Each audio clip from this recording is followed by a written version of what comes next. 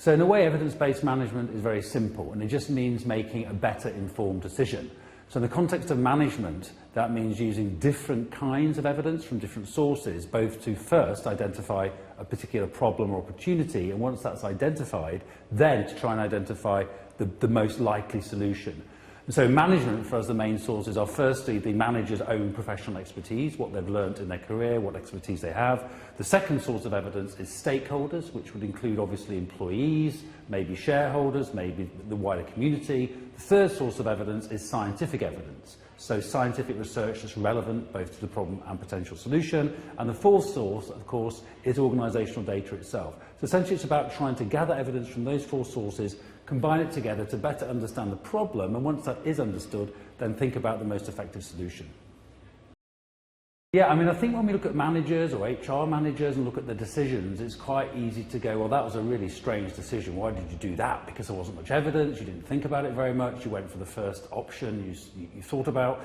But actually, I think for all practitioners, whether you're a manager or a police officer or a politician or a doctor or an academic or a scientist, I think it's a similar problem in that I think we know in principle that we need to use more evidence in decision making, but the problem is lots and lots of things get in the way of us doing that. So I think in a sense we naturally are interested in getting evidence and information, but various things get in the way. And that, in the context of management, includes things like management fads and fashions. So there's some new idea in HR, and such as something like employee engagement or talent management. Everyone gets very excited and go, we must do that.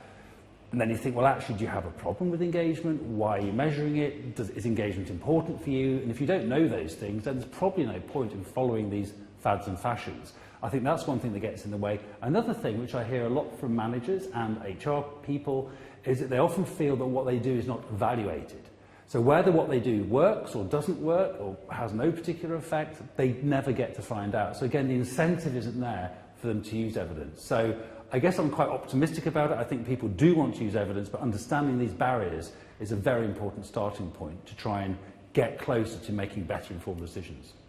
Yeah, I think for an HR practitioner who wants to become more evidence-based, there's some quite simple things. And I think first, it's very difficult to do it on your own.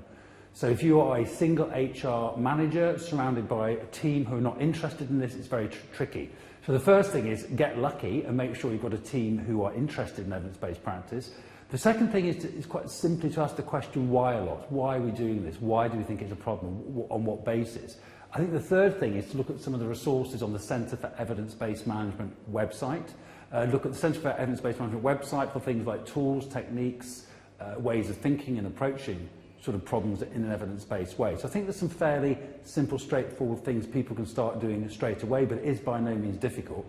And if, for example, people start asking why a lot, some people quite enjoy and find that questioning useful. Other people say, you know, that's enough, let's just get on and do something. So there's always those sorts of tensions, but I think there are things people can do to try and make better informed decisions.